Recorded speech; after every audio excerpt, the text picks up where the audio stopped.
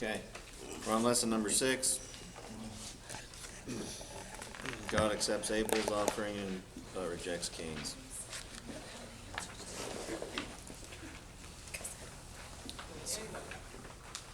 We're going to work through questions 4 through 11. That's what we went through last week.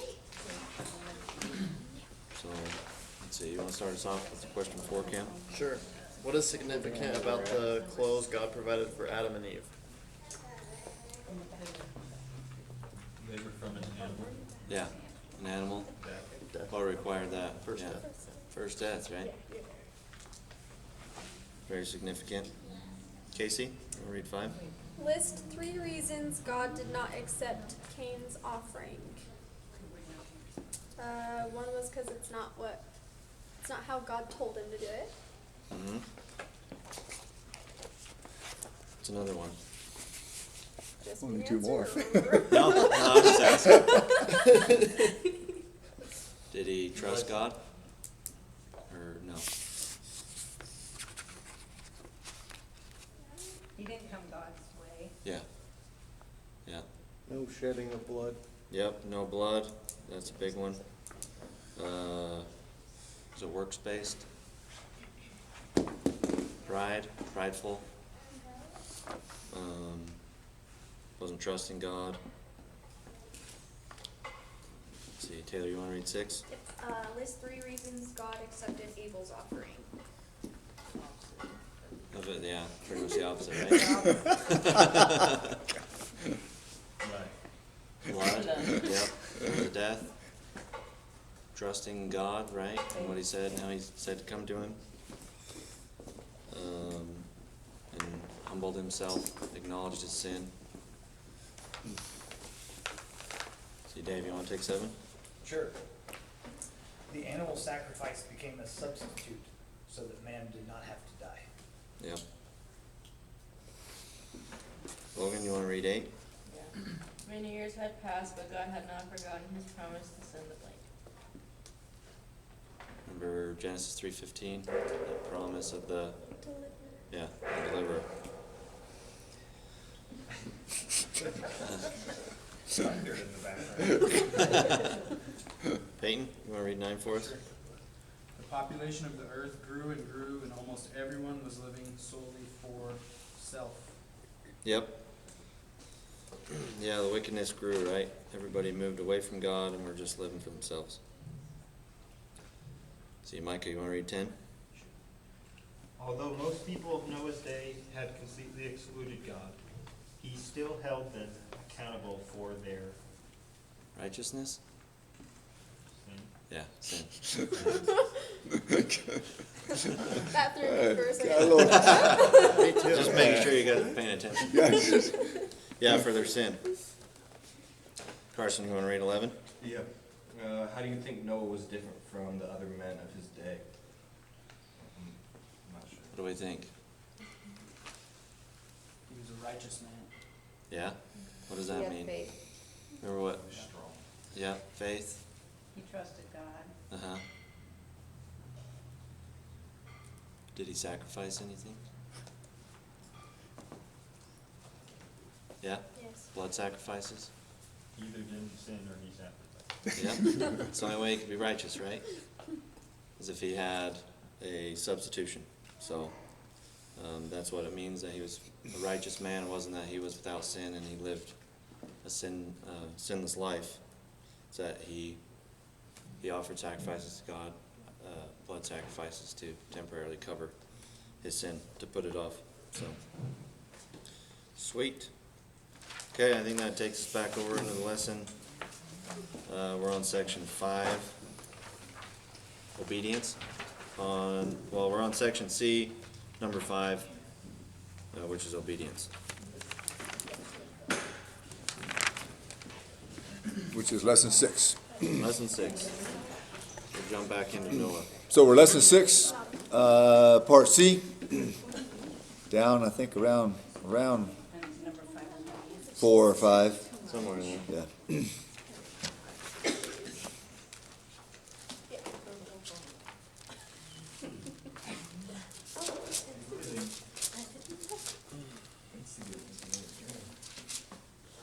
So that, guys, you know, we talked about this before, but you know, the way that the Bible works a lot of times is that when it tells a story, a narrative, that it's obvious when it's a parable, when it's just a story to teach a lesson, or when it's real historical events. And so Cain and Abel, but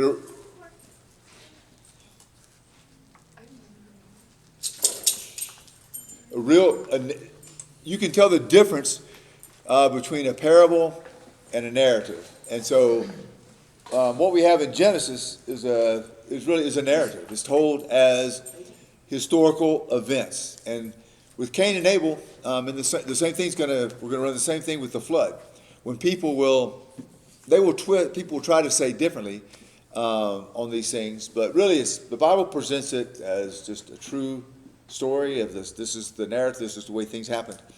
And with Cain and Abel, it gives us an introduction. So with the rest of the Bible, really. So it's absolutely necessary if you're going to understand. If you're going to understand Cain and Abel, you have to place it within the context of the whole Bible, or you'll never get it. And God seems harsh. If it's real, then God seems awfully harsh. Why wouldn't He accept Cain's offering? And and you guys know that from the questions that you answered, was that the key there, one of the keys is that Abel came and he brought the lamb, and he put with the sacrificial system just developing, he put his hand on the head of the lamb. And so what he was saying was that this lamb is taking my sin. This should be me, not just in an official religious tone, but God, this should be me dying. This should be me dying instead of this lamb. Let this lamb take my place. And he'd cut its throat, and there it would bleed out, and with his hand on the lamb. And there's such a difference that you can tell with both obedience to God, but not, it's really of the way that he came to God. Remember, the punishment of sin is death. And Cain came with all of his hard work. Likely could have been the very best of his crops. Worked by the sweat of his brow to bring it. Look, God, and God didn't accept it. And that concept, we have to get that down, is understanding why God did not accept that. What's the punishment for sin? Death. And he did not come like that. He did not come acknowledging his sin, that he should die with a substitute. So that's foundational to in a sense, the rest of the Old Testament and the New Testament, really. So we get to Noah, and Noah's about 1,600 years after creation.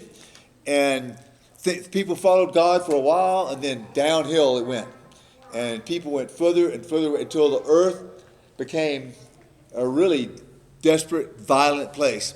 And that, as we discussed, and as Genesis points out, if you pay attention, it doesn't mean that culture didn't develop. They had musical instruments. They were mining. They had metals. There was civilization. There was culture.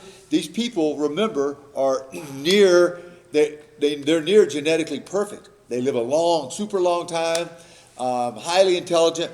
And later we'll look at some ancient civilizations that bear this truth out of the intelligence of early man. And so, but at the same time, there was this moving away from God, and they became, you see this when cultures go downhill, is they became open to the occult, open to satanic type worship of things. And then, since they were open to this, Satan, remember the enemy Satan, got involved in the human race. He tried to disrupt the genetics of the human race. He wants to gather the humans together and be worshipped. Remember, that was the whole thing from the very beginning, that he wanted to take God's place. And so, anyway, God said he's going to put an end to it. And he gave them 120 years. People have interpreted that to mean, lifespan is going to be 120 years. Now, no, that's not what it said. He's given them 120 years until the flood comes, and he's going to wipe out mankind, wipe out animals and life from the face of the earth. But Noah was a righteous man, and we discussed what that meant. It meant that he came to God in the same way that Abel came to God. He came with a blood sacrifice. He came trusting God, not what he could do. And so God accepted him. And so God instructed Noah to build an ark. Remember, not some little tiny floating zoo, but with the at least 150 yards long.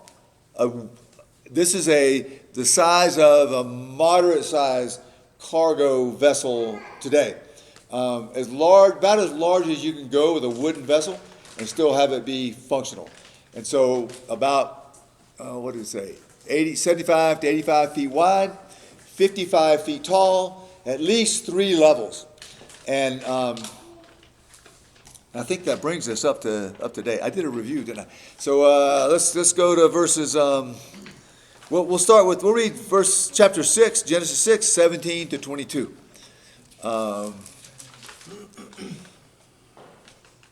Where at? Marissa, are you up next? Yeah. We read this last week, but we'll kick off with this. 17 to 22. 6, 17 to 22.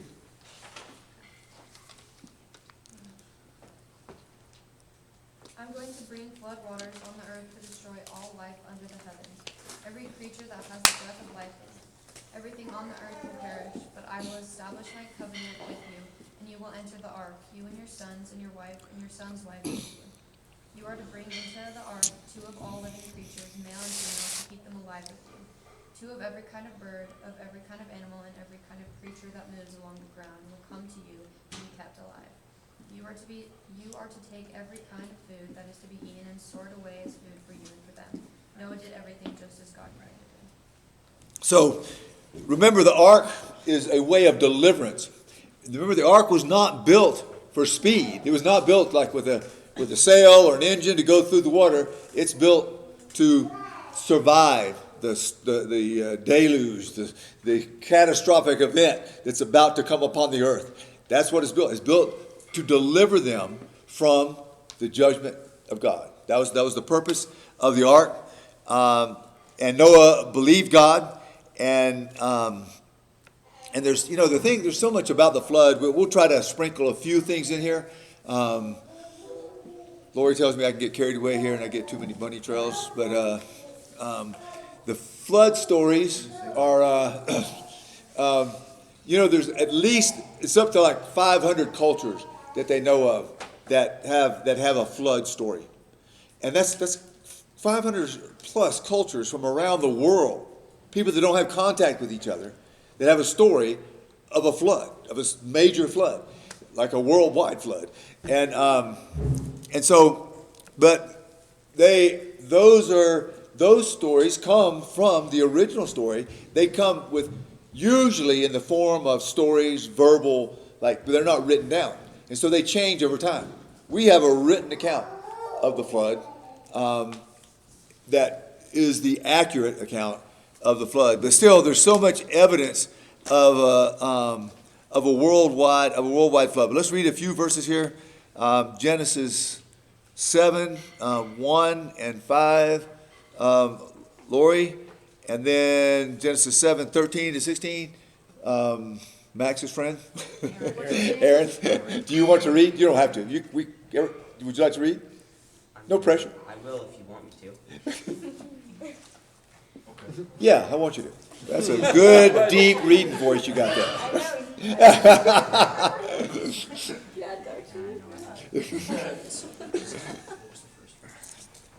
Okay. 13.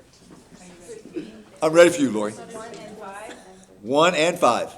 Okay. The Lord then said to Noah, "Go into the ark, you and your whole family, because I have found you righteous in this generation."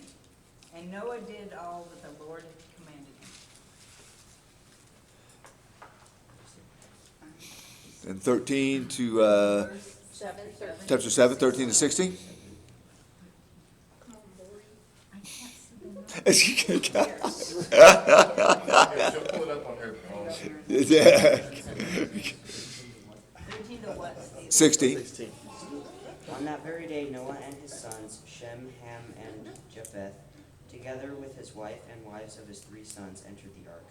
They had with them every wild animal according to its kind, all livestock according to their kinds, every creature that moves along the ground according to its kind, and every bird according to its kind, everything with wings.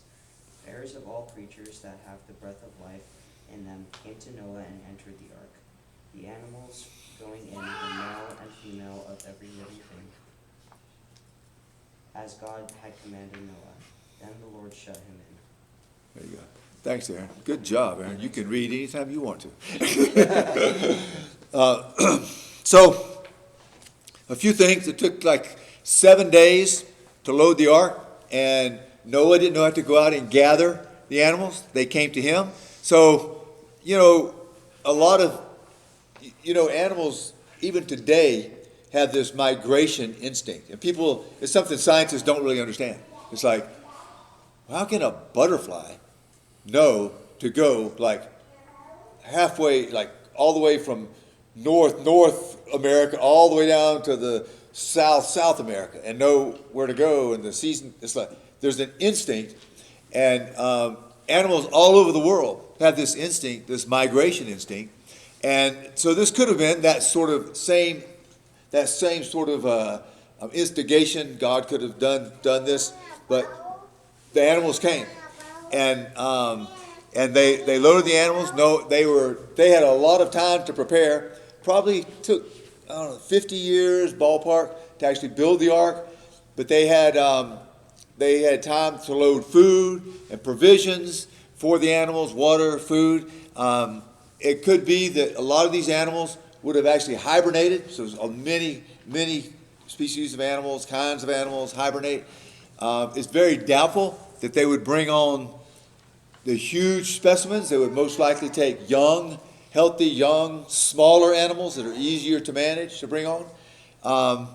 And most scientists that study the flood, that take a biblical perspective, and I mean like for real scientists, these aren't pseudo-scientists, and they believe that dinosaurs were brought onto the ark, and that's, if you, and we'll read some sections that speak about dinosaurs in the Bible that are after the flood, and there's no other explanation for the fossil record that we have other than the flood. So if you have on your evolution glasses, and this is what you've been taught, this is what you believe, and you look at the evidence, and that's what you're going to believe, then you find evidence in that sense. But really, it honestly, and I'm not a scientist, I hate to tell these super smart guys or some percentage of those guys that they have it wrong, but they have it wrong. Tell me when a fossil is formed, when an animal just dies. How often does that happen? Raccoon gets hit on the side of the road. Does it ever form a fossil? I would say never. Unless the concrete truck is driving by and spills some concrete on that's a catastrophic event, right? But fossils do not form slowly over eons of time. It just doesn't happen. And we have such a record of fossils. When we know fossils, there's sedimentary rock all over the world. Do y'all know what sedimentary rock is? What is sedimentary rock? What's that? Layers. What? How did it get there? I'm not talking about what's that? Water. It got there. It got there by water. Water is laid down by water. That's sedimentary rock. So if you go to the Grand Canyon and you see these layers, and there's certain layers that have tremendous amount of fossils in them. Do you know there are fossils, sea life fossils, in the Himalayas? Explain that to me. First of all, why did they form a fossil? What's sea life doing in the Himalayas? And I remember when I first moved west from South Georgia, and I climbed every mountain peak I could, and I would find seashells on mountain peaks. It's like little tiny shells. Like, what the heck is going on here? Well, I'll tell you what's going on here, and it was the flood. There's no other explanation for. There are, like in the Sahara Desert, there's these they discovered where they would have whales in one little tiny area. They would have a group of fish, a group of whales, and that it fossilized. Well, the explanation, I mean, it's like there's fossils of fish eating a fish halfway through, of animals giving birth, fossilized. It's like there was a catastrophic event worldwide. And when you see those layers, it's just that I've studied this in my science books, and to me I always had a question, like, not because I studied the Bible, I was studying like crazy, it was like going, some things just don't seem right to me here about what they're saying. And those layers, if you had legitimate layers that were millions of years, you would have erosion between the layers.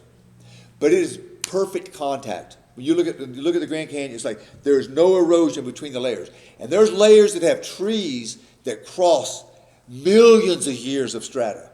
They have animals. There's a famous fossil whale on a tail that's a vertical whale that they got buried suddenly, somehow, and the fossil crosses millions of years of strata.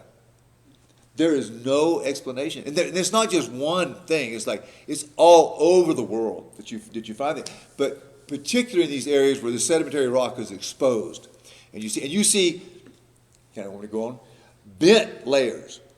Now, this may not mean much to you if you haven't studied all, but there's the sedimentary rock, for instance, you see the layers like in the Grand, have y'all seen canyons like that? And the layer goes like this. Have y'all ever seen that? It is a bent layer. Does rock bend? It does not bend. It breaks. It is bent. That means it was soft. After the flood, everything was soft. And we'll read some verses in a minute. The mountains were lifted up, and the ocean bottom sank, and the water from underground water under superheated pressure comes busting out. Volcanoes were going off. Remember that water vapor we talked about was coming crashing down. The rain. It was an event to behold, and major fossil beds were formed during this time. Sedimentary rock was laid down this time. The high mountains were formed during this time. There were not those jagged peaks like you see out here on the Wasatch. The Colorado Plateau, do y'all know where that is? Grand Canyon area. That area was lifted up under pressure. It was lifted up. It was soft. The Colorado River, this was a lake where we are right now. Do y'all know this was a massive lake? It drained. There was debris and blockage. It drained out of here. Can you imagine what kind of force came out of here? Joined the Colorado River. The Colorado River comes rushing south. If it hit the Colorado Plateau and if it was solid rock, it would have gone around it, right? Water finds the easiest path. It went straight through the Colorado Plateau. And it dug a canyon like when you leave the water hose out on the ground and if you have a decent pressure, it digs a hole. Well, the Colorado River joined the Green River. It came down, crashing down through the Colorado Plateau, formed the Grand Canyon. And I think it happened quickly. I told you about that day when I was 19 years old, just came out west, stood on the edge of the Grand Canyon, looked over the edge, and I went, whoa. And I read that sign, and it said it took millions and millions of years to carve this. I looked at it, and I said, there is no way it happened like that. There's just no way it happened like that. And come to find out years later, I studied this, and I say, oh, that makes a lot more sense to me when I see honest science going on. I'm telling you, the fossil record would not exist without something like an event like this. The geology we see would not exist. What do we say? What do we find? If you had a worldwide flood, what would you expect to find? Does anybody know the words to my song by Buddy Davis? Millions of dead things buried in rock. Laid down by water all over the earth. Billions of dead things buried in rock layers, laid down by water all over the earth. That describes what we have. We have dinosaurs, T-Rex in Wyoming, T-Rex in, I think it was a T-Rex in Texas, discovered with red blood cells. Millions and millions of years old? Yeah, I don't think so. That doesn't happen. It just doesn't happen. So, the geology, flood geology, makes way more sense than anything else. Now, today you will learn about ice ages too, okay?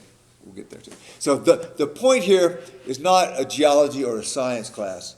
Our point was what we talked about with Cain and Abel, but yet when we read things, it's important that we don't just dismiss them as a fable or something. The Bible is not fables. The Bible is real, honest to goodness history.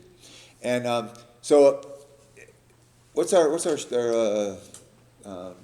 that show Genesis? What's it called? History? What is it? Yeah, is Genesis history? Genesis, what is it called? Is Genesis history? Yes, Genesis history on what's that? Amazon? Prime. It's free on YouTube. Yeah. So check it out, and it talks about this stuff. Talks about Mount St. Helens. Talks about how carbon 15, how the dating systems is not like it's not as it's presented to us. This is this factual thing. Anyway, we won't. Well, I got a whole page of notes on that on dating, but we're not going to go there. So the flood, what? The ark is the rains come, and it's the rebellious, the ones that refuse. Remember Noah? It says we're told was a preacher of righteousness. What a preacher of righteousness? What does a preacher of righteousness do? He tells the people that are not following God, that are running away from God, he tells them how to know God. He could have told them the story of Cain and Abel and said, "This is you guys need to acknowledge your sin. You need to turn to God. Come to Him the way that He said, acknowledging that you need a substitute." But they refused this with gusto. They refused it. Okay, they were not listening. So when the day came, the door shut. No amount of banging on the door was going to get them in. It was over. The time was up, and the flood was coming. Those underground basins are going crazy. Volcanoes are going crazy. Did we read chapter 7, 11, 12? Nope. Let's do that.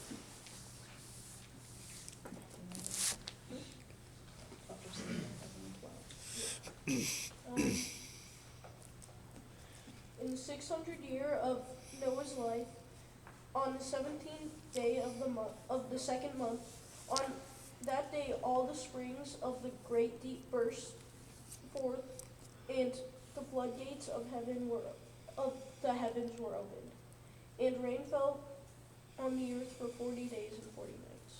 Okay, so all this description probably, and we'll read some other verses, probably includes a rupturing of the earth's crust. Like I said, volcanic activity, probably continental drift during this time. Nothing else has ever come close to this storm, if to say it lightly. So let's read a few more verses here. Let's see, where are we? Julie, you have that Genesis. Which one are we on? 19, 17. You want me to just do 22 and 23 too? Yeah. And then Keith, can you take Genesis 8, 1 through 3? For 40 days the flood kept coming on the earth, and as the waters increased, they lifted the ark high above the earth. The waters rose and increased greatly on the earth, and the ark floated on the surface of the water. They rose greatly on the earth, and all of the high mountains under the entire heavens were covered. See 22. Everything on dry land that had breath of life in its nostrils died. Every living thing on the face of the earth was wiped out. People and animals and the creatures were wiped out. And people and animals and the creatures that move along the ground, and the birds were wiped out from the earth. Only Noah was left, and those with him in the ark. So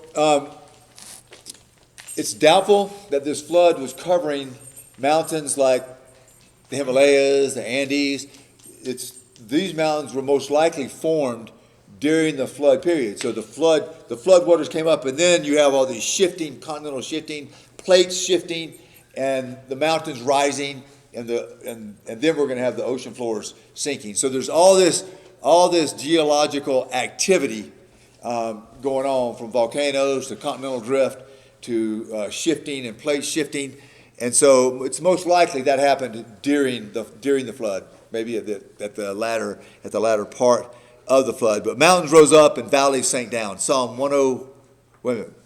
Go ahead. Did you with your verse, Keith? First, that's Genesis 8, 1 through 3. Yeah. And then Garrett, if you'll God take the psalm. remembered Noah and all the wild animals and the livestock that were with him in the ark.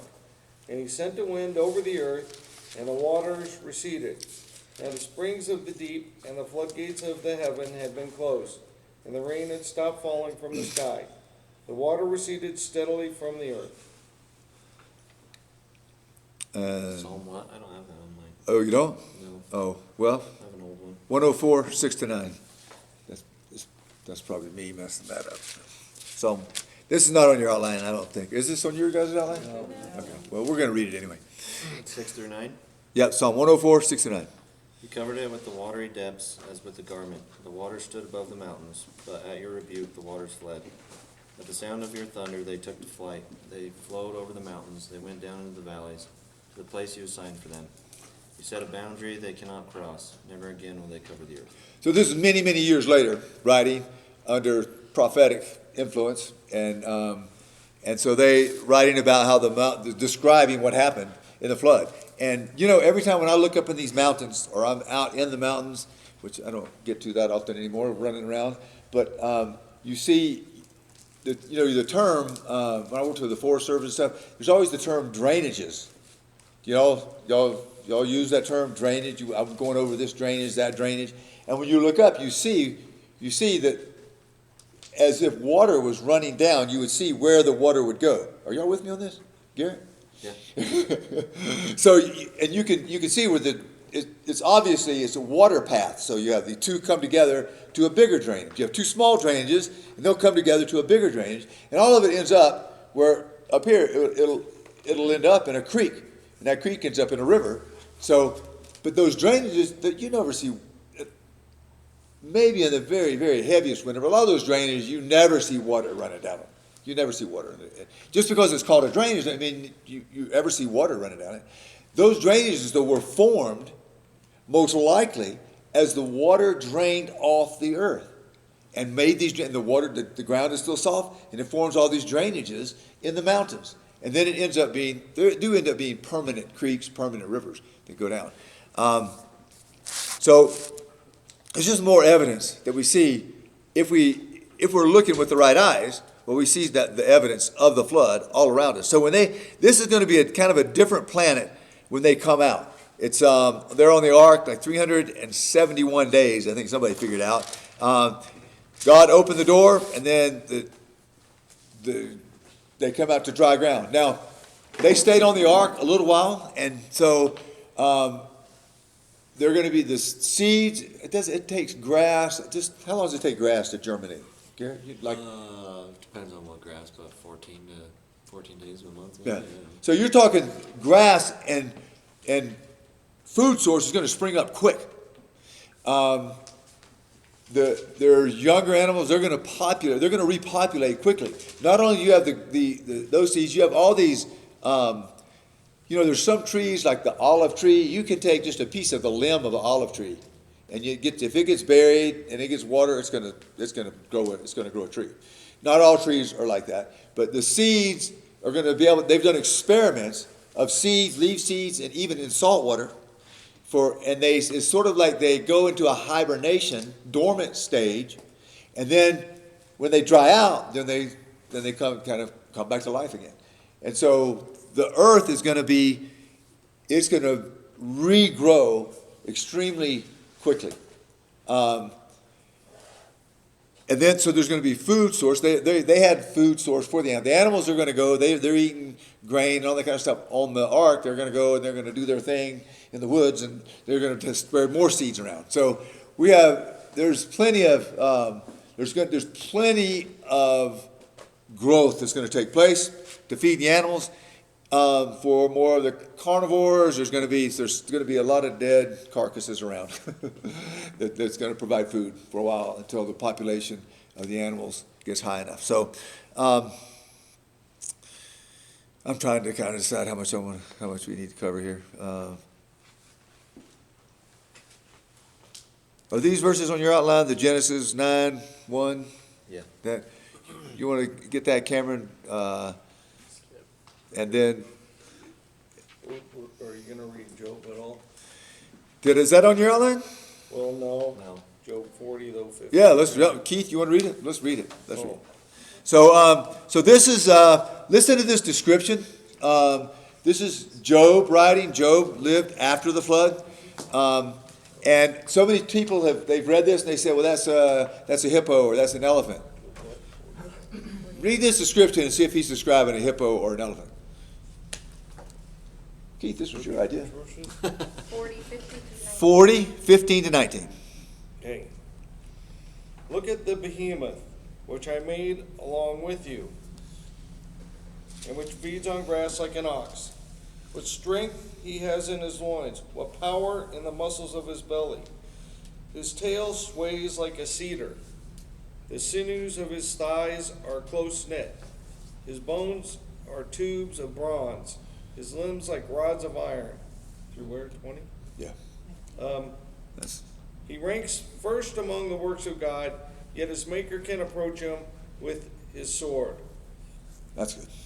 So there's other descriptions in Job where he is describing what's like, certainly sounds like a dinosaur to me. And there's so much evidence of dinosaurs that certainly many animals probably went extinct after the flood, that they just didn't make it with there's a different new environment. And so many fossils that we can't find no longer exist because most likely they just didn't make it. And a lot of dinosaurs didn't make it. But a lot of dinosaurs did make it. And there's certain, I don't know if y'all have seen, there's drawings on some cave walls, even down in southern Utah. There's drawings all over the world of dinosaurs, but people have seen dinosaurs. And think about the legends of dragons. Dragon legends are all over the world, not just in that Middle Europe stuff, but they're all over the world. Dragon legends. What does a dragon look like? Dinosaur. Dragon, it's like they're just drawing a dinosaur, giving it another name. That's what's going on there. And so all these instances and certainly near proof that dinosaurs lived at the same time as man. But evolutionists cannot have that, okay? They cannot tolerate that. They will not acknowledge it because that means that they lose millions and millions of years. And if you're going to have evolution, do y'all remember my example, dropping the pencils? Landing in the octagon, you stay up all night and drop them, stay up 24 hours. Well, it's like the time and chance. You have to increase the time if you want to increase the chances of something impossible happening. So to have evolution, which is impossible, to transfer from one kind to another, there's no evidence of that. They need a lot of years. So they're going to deny, yet there is much evidence of that dinosaurs did live at the same time as man. But obviously, dinosaurs went extinct, like a lot of animals have gone extinct. So one more thing about the flood. Did we finish the flood? Did we give all our verses there? Wait, where are we at here? Over there at 10, the promise. 9, Genesis 9. 11. Is that you, Casey? 9:1. Yeah, you're on. Do you want me to take 9:9 too? Yes, I would. Okay. Then God blessed Noah and his sons, saying to them, "Be fruitful and increase in number and fill the earth. I now establish my covenant with you and with your descendants after you." 11 through 13. Yeah. When the dove returned to him. Oh, sorry, hold on, my bad. I'm in 8. Apologize. I establish my covenant with you. Never again will all life be destroyed by the waters of the flood. Never again will there be a flood to destroy the earth. And God said, This is the sign of you, the covenant I am making between you and me and every living creature with you, a covenant for all generations to come. 18. Yeah. Oh, I didn't finish 13 too? Go ahead. I apologize, sorry. You're all right. I have set my rainbow in the clouds, and it will be a sign of the covenant between me and the earth. The sons of Noah who came out of the ark were Shem, Ham, and Japheth. Ham was the father of Canaan. These were the 3 sons of Noah, and from them came the people who were scattered over the whole earth. Okay, so a lot going on here. We'll try to condense this. You know, before the pre-flood there was not a hydrological cycle like we have now of evaporation, moves over the landmass, precipitation, drains down to the ocean, that kind of that cycle that we have going.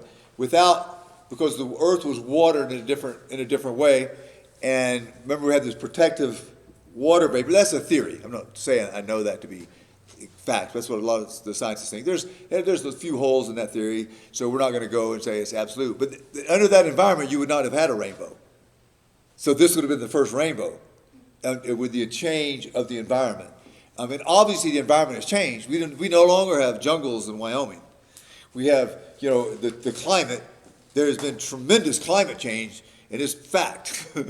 it's happened because there's the animals that are discovered, like up in the North America and all over the world, that would live more in tropical. There was climate difference. There were seasonal differences, but not to the major way that we have today. Is what seems to be the case. And after the flood, most likely there was an ice age after the flood. That is because the ocean now is warm. Like, I don't mean like boiling, but like 90 degrees, that type of warm. And the evaporation is going to be tremendous on warmer water and cooler air. And all you need for an ice age is cooler summers and precipitation. So that's what you need for an ice age. And so you have all this ash in the air that would cause more rain, more snow, and you have the summers, or there's cloud. It's a lot cloudier for a number of years, and so you have all this snow build up, and so it's most likely that this flood was the driving force for the ice age. Because anytime people talk about ice ages, I never hear a cause. What's the cause of the ice age? Well, here there's a very specific cause for an ice age that makes perfect sense. And the oceans then, with the precipitation and bound up in ice, and by an ice age we don't mean that the whole world is covered in ice. There's even in the north there's pathways in the sense of where there's not. You'd have much lower ocean, at 300 feet lower at least. That gives you land bridges all the way from like Russia through the Aleutian Islands and around to your neck of the woods, Logan, and down where there'd be migration paths, even further south, off the tip of South America. So there's with 300-foot lower oceans, you can have migration paths all around the world. You also have floating debris that's going to carry things, small animals or whatever, the seeds and that kind of thing around the world. So most likely this ice age, and I won't, we could go into a lot more detail, but it most likely lasted like 500 to 700 years. People when they migrate through these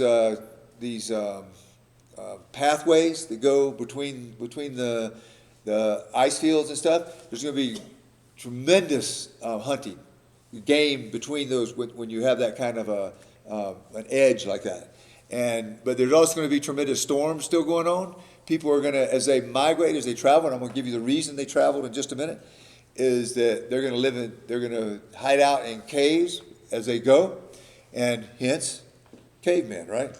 But they were not of that mentality, that Neanderthal type stuff. These people are moving for a reason, and we'll get to that in just a minute. So, after the flood, Noah's sons and his sons' wives come out. They're instructed again, populate the whole earth, but that's not going to happen. They're not going to follow God. So let's go here to Genesis 10, verse 1. Have I just left y'all in the dust? Are y'all still with me? There's also Genesis 9:29. I don't know if you wanted that one either. Did I? Okay, go ahead. I missed stuff. Yeah. You want that one? Yeah, go ahead. Noah lived a total of 960 years and then he died. Yeah. 9:10. 9:10. 10. 10:32. 10:1 first. Did I not put 10:1? How about this? 10:1 and then 10:32. Could you do that, Logan? Okay. We're at the both ends of chapter 10. It's an important concept here. So. This is the account of Shem, Ham, and Japheth, Noah's sons, who themselves had sons after the flood. These are the clans of Noah's sons according to their lines of descent within the nations. From these the nations spread out over the earth after the flood. Okay, so this is just given, it's called the Table of Nations, and you can trace the major ethnic groups to one of the sons of Noah. Well, maybe we won't get into that. Unless y'all want to. But the population is going to increase greatly. So we have about 300 years before the next big event is going to happen. But in 300 years, the population is going to can grow immensely in that length of time. And this area around Iraq is called the cradle of civilization, and it's called ancient Mesopotamia also. And so the people they were instructed to spread out through the whole earth. That was God's plan. That's what he wanted them to do. But they stayed congregated in one area. Let's go to Genesis 11, 1 through 4. Now the whole world had one language and a common speech. As people moved eastward, they found a plain in Shinar and settled there. They said to each other, "Come, let's make bricks and bake them thoroughly." They used brick instead of stone and tar for mortar. Then they said, "Come, let us build ourselves a city with a tower that reaches to the heavens, so that we may make a name for ourselves. Otherwise, we will be scattered over the face of the whole earth." That was through verse 4. Then Micah, we're not going to go to the 9:1. That's just God telling them to repopulate the whole earth, and they didn't do it. Micah, would you read verses 5 and 6 of chapter 11?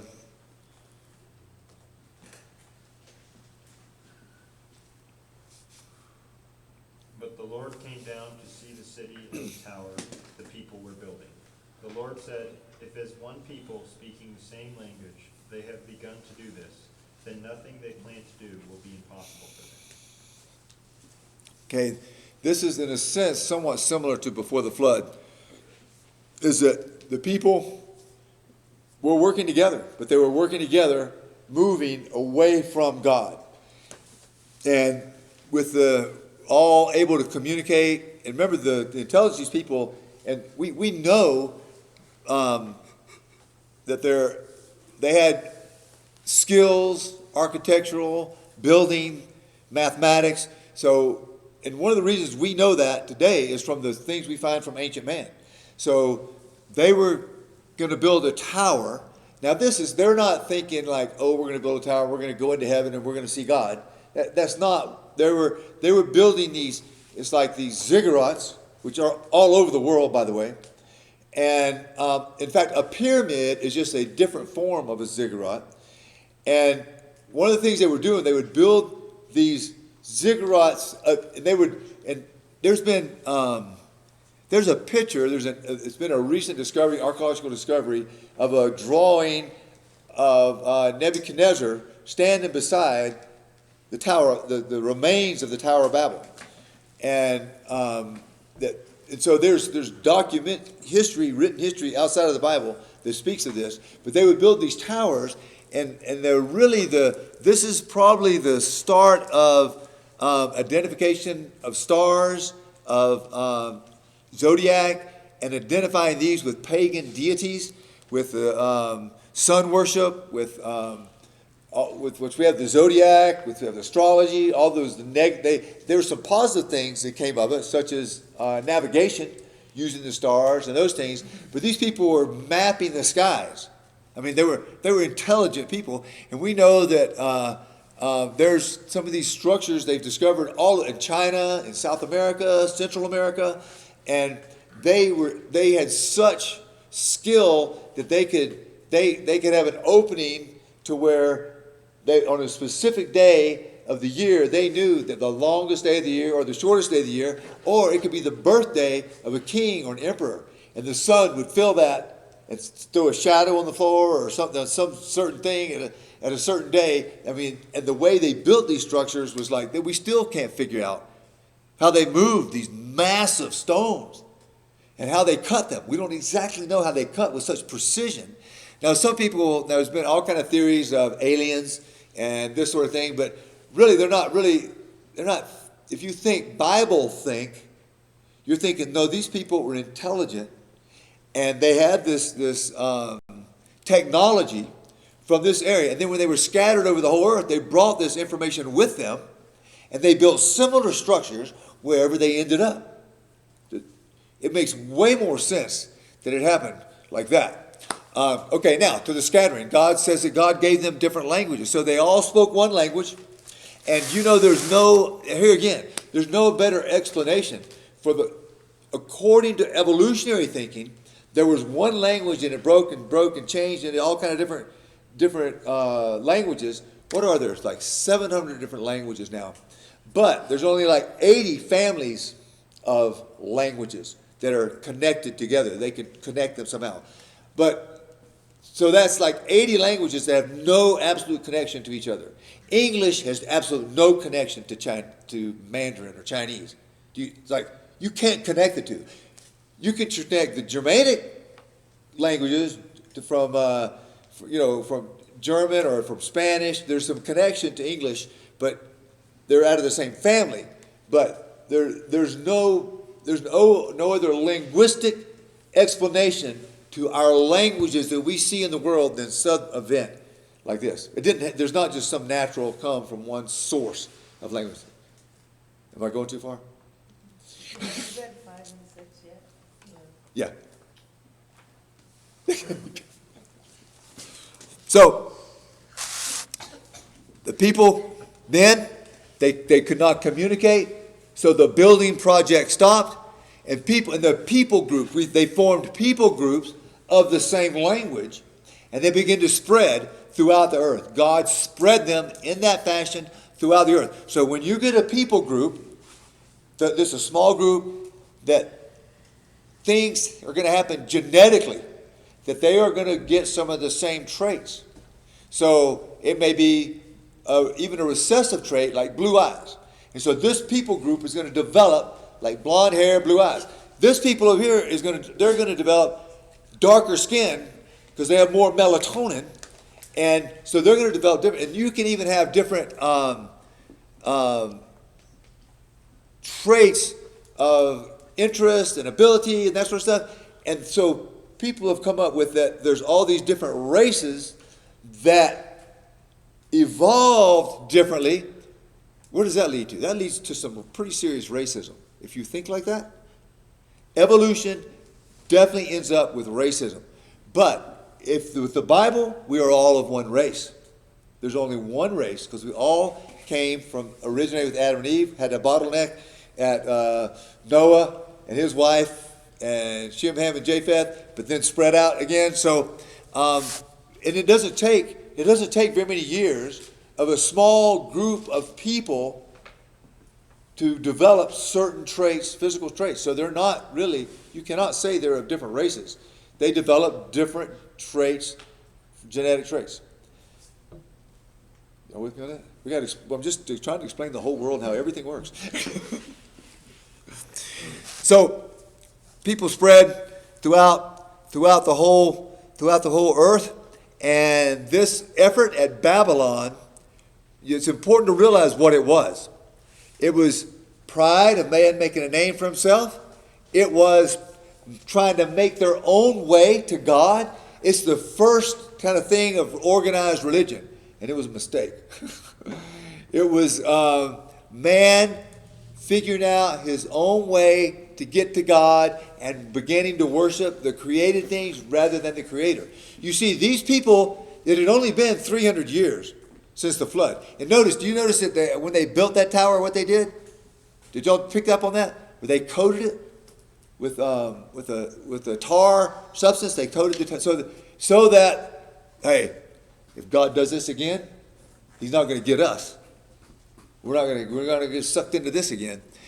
They were making their own way to God, apart from God, man's way, man's religion, and God put a stop to it and spread people throughout the whole earth. Do you want to read 7, 8, and 9? Yeah. Somebody reel me in. Thank you, Garrett. You want to read it? Who's going to read it? Marissa? I can read it if you want. I already have it. Garrett's got it. Go, Garrett. Come, let us go down and confuse their language, so they will not understand each other. For the Lord scattered them from there over all the earth, and they stopped building the city. That is why it was called Babel, because there the Lord confused the language of the world, the whole world. From there the Lord scattered them over the face of the whole earth. Which one was that, Garrett? That's 7 through 9 of 11. The last verses. Okay.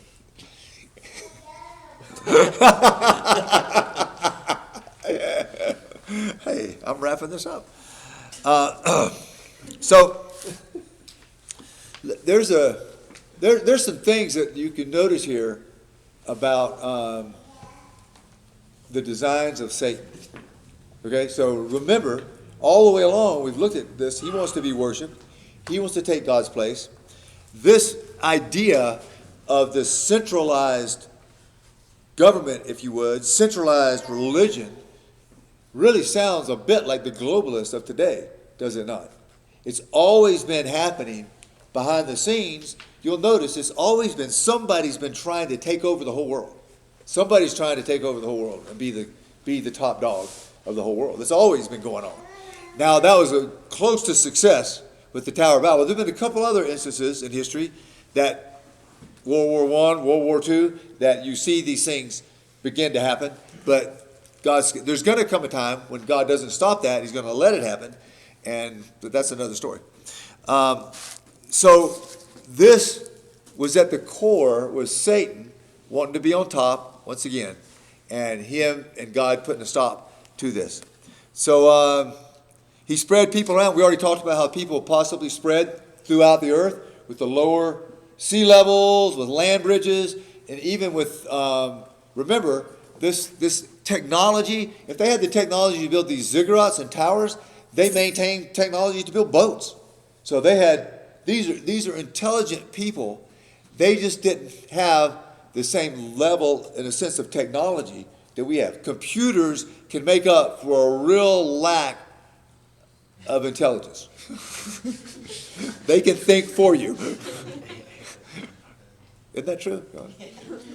That's why that's why I'm not good at computers. I'm so smart. So, was that our last verse? Did we read verse 9? Yeah. Okay, we explained races. We explained how people got around the earth. We explained fossils, dinosaurs, and man's religion.